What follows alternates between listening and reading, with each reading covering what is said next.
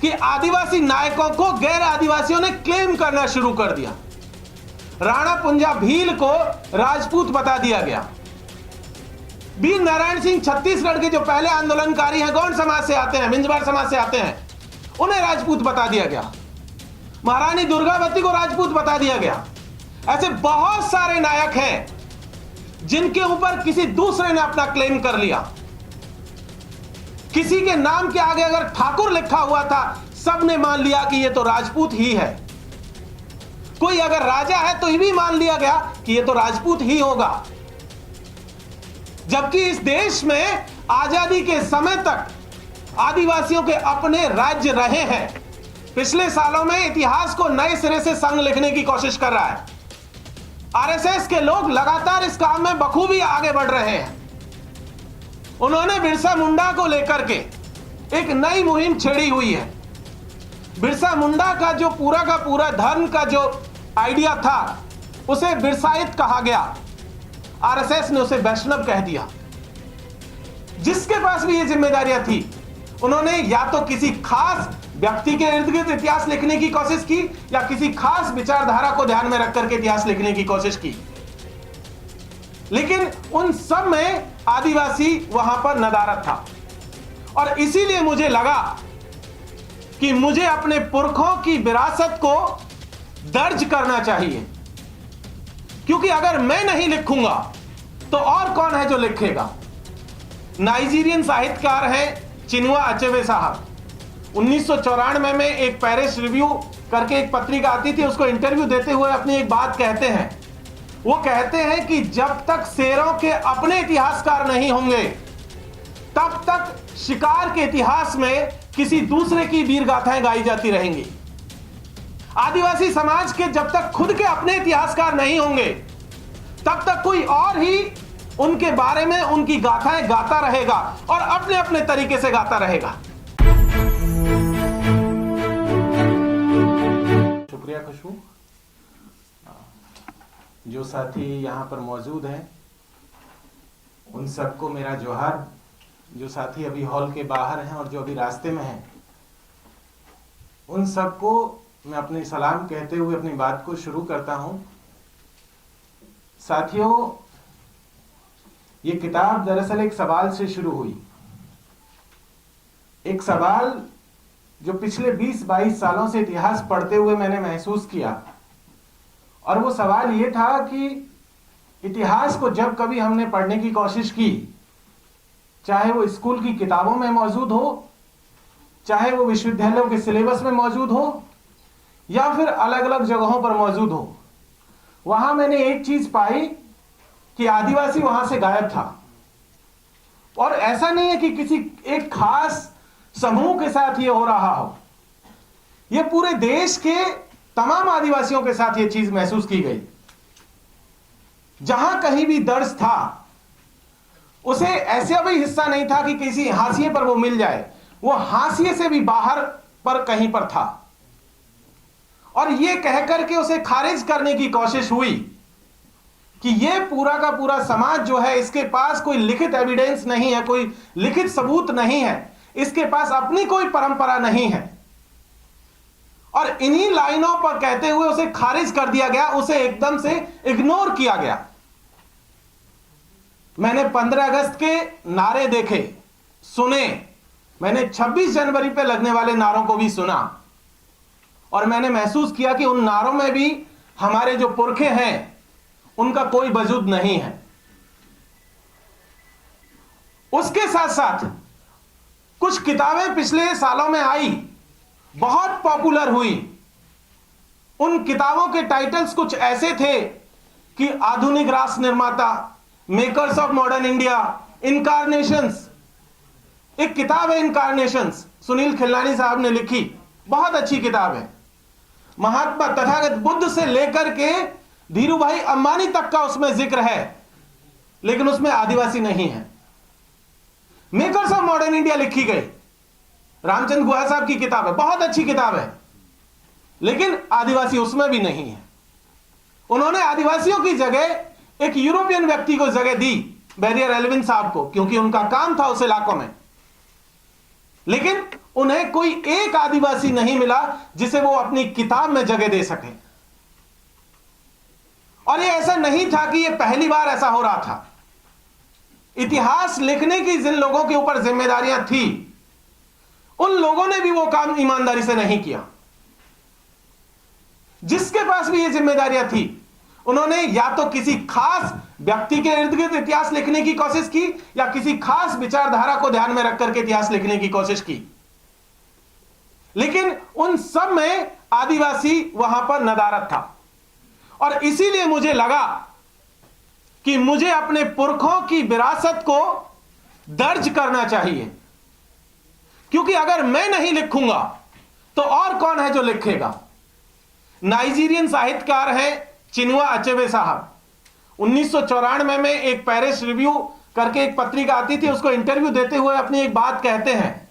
वो कहते हैं कि जब तक शेरों के अपने इतिहासकार नहीं होंगे, तब तक शिकार के इतिहास में किसी दूसरे की वीर गाथाएं गाई जाती रहेंगी। आदिवासी समाज के जब तक खुद के अपने इतिहासकार नहीं होंगे, तब तक कोई और ही उनके बारे में उनकी गाथाएं गाता रहेगा और अपने अपने तरीके से गाता रहेगा। इतिहास को लिखने का एक तरीका यह भी सामने आया कि उन्होंने हमें जिस तरीके से दर्ज किया, उस दर्ज करने में भी एक चीज देखने को मिली, और वो ये थी कि भाई उन्होंने हमारा इंटरप्रिटेशन ही गलत कर दिया। पिछले दिनों बहुत सारी डिबेट चल रही थी, उसमें हमारे मध्य प्रदेश और राजस्थान और गुजरात के बॉर्डर पर एक समुदाय है भिलाला, भील समाज का ही एक हिस्सा है। किसी इतिहासकार ने एक डिबेट में लिख दिया कि यह तो जो है भील और राजपूतों के संसर्ग से पैदा हुआ है, और पिछले एक हफ्ते से एफआईआर पर एफआईआर उस लेखक के ऊपर होती जा रही है। यह पहली बार है जब किसी ने अपना असर्शन दर्ज कराया है। यह पहली बार है जब उन बच्चों को पता चला कि उनके बारे में क्या लिखा जा रहा है, और जो उल्टा सीधा लिखा गया। इवन स्थितियां यह आ गई कि आदिवासी नायकों को गैर आदिवासियों ने क्लेम करना शुरू कर दिया। राणा पुंजा भील को राजपूत बता दिया गया। वीर नारायण सिंह छत्तीसगढ़ के जो पहले आंदोलनकारी हैं, गौंड समाज से आते हैं, मिंजबार समाज से आते हैं, उन्हें राजपूत बता दिया गया। महारानी दुर्गावती को राजपूत बता दिया गया। ऐसे बहुत सारे नायक हैं जिनके ऊपर किसी दूसरे ने अपना क्लेम कर लिया। किसी के नाम के आगे अगर ठाकुर लिखा हुआ था, सबने मान लिया कि यह तो राजपूत ही है। कोई अगर राजा है तो यह भी मान लिया गया कि यह तो राजपूत ही होगा। जबकि इस देश में आजादी के समय तक आदिवासियों के अपने राज्य रहे हैं, आदिवासियों की अपनी रूलिंग फैमिलीज रही हैं, लेकिन एकदम से इतिहास को जिस तरीके से तोड़ और मरोड़ करके पेश किया गया, एक और लाइन चली है। पिछले सालों में इतिहास को नए सिरे से संग लिखने की कोशिश कर रहा है। आरएसएस के लोग लगातार इस काम में बखूबी आगे बढ़ रहे हैं। उन्होंने बिरसा मुंडा को लेकर के एक नई मुहिम छेड़ी हुई है। बिरसा मुंडा का जो पूरा का पूरा धर्म का जो आइडिया था, उसे बिरसाइत कहा गया। आरएसएस ने उसे वैष्णव कह दिया। इसी तरीके से आदिवासियों की जो नाग परंपरा थी, आदिवासियों में गौंडों में जो बड़ा बूढ़ा देव की पूजा है, सिंह बोंगा की जो पूजा है, उसे सीधा शिव से जोड़ दिया गया। तो लगातार आदिवासी इतिहास के साथ आदिवासी संस्कृति को जिस तरीके से तोड़ करके मरोड़ करके अलग अलग परिदृश्य में पेश किया जा रहा है, इसलिए इस तरीके की किताबों को लिखी जाने की जरूरत है। शायद यह किताब आज से 70 साल पहले ही लिखी जानी चाहिए थी, क्योंकि राष्ट्र निर्माण की प्रक्रिया जहां पर मैं इस हिस्से को खत्म कर रहा हूं, यह तो तभी आज से लगभग 78 साल पहले ही पूरा हो गया था। लेकिन 78 साल में किसी ने भी यह जहमत नहीं उठाई कि आदिवासियों को भी उनका जो ड्यू शेयर है वो दिया जाए, उनका जो हिस्सा है वो दिया जाए।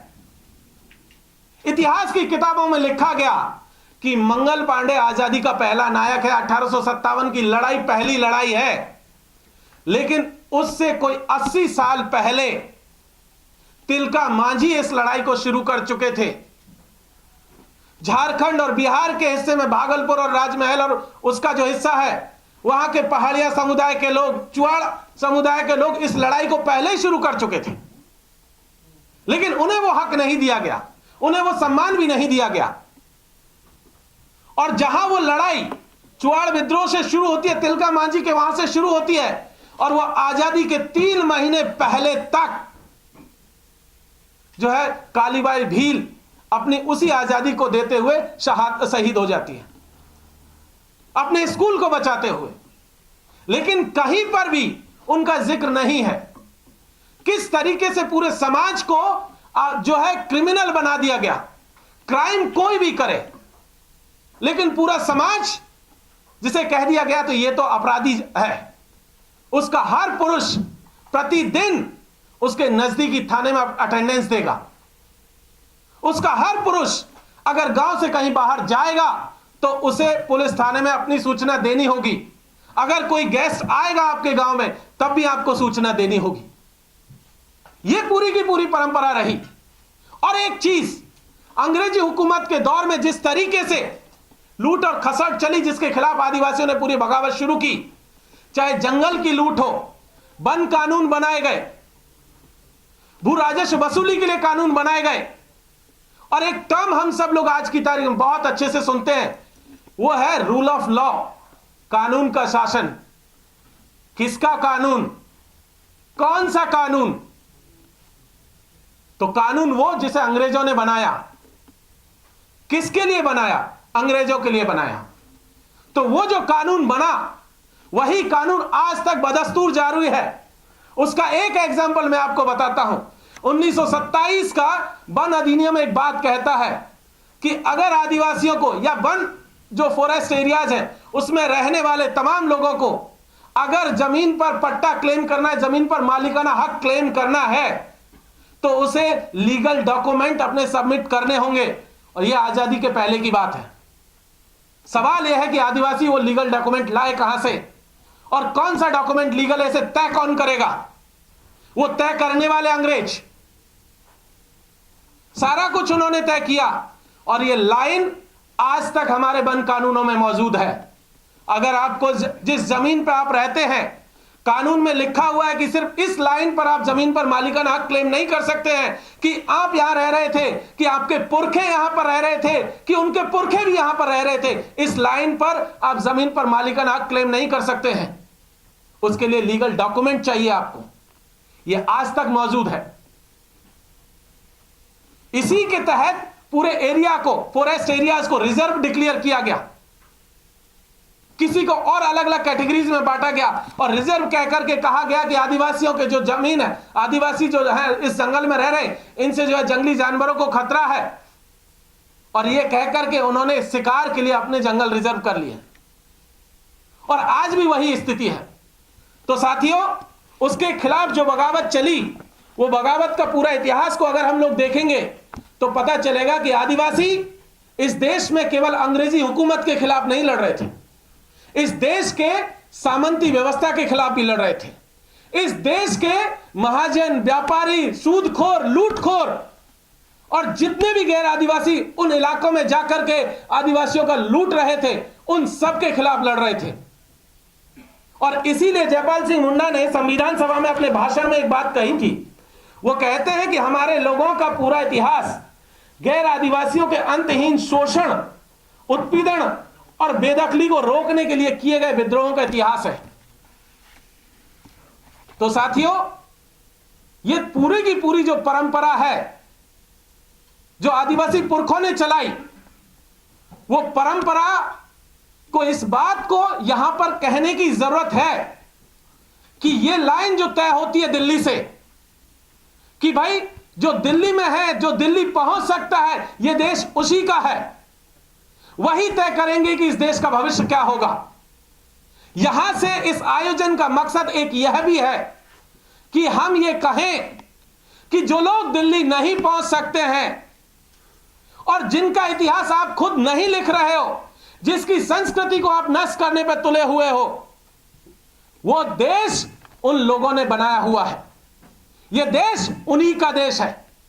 सुप्रीम कोर्ट का जजमेंट 2011 का एक बात कहता है, जस्टिस मार्कंडे काटजू की बेंच ने कहा था कि इस देश के ये जो 8% लोग हैं, यही इस देश के ओरिजिनल लोग हैं। बाकी तमाम 92% लोग यहां से बाहरी लोग हैं। मैं यहां से यह बात कह देना चाह रहा हूं कि हम किसी को बाहर जाने की बात नहीं कर रहे, लेकिन हम यह कह रहे हैं कि हम हाशिए पर नहीं हैं। हम इस देश के सेंटर में हैं, बीचों बीच है। हमें अपना हिस्सा दीजिए। इतिहास की किताबें हो, संसाधन हो, राजनीति हो या अर्थव्यवस्था हो। यही बात कहकर के हम अपनी बात को समाप्त करता हूं। बहुत बहुत शुक्रिया। जोहार।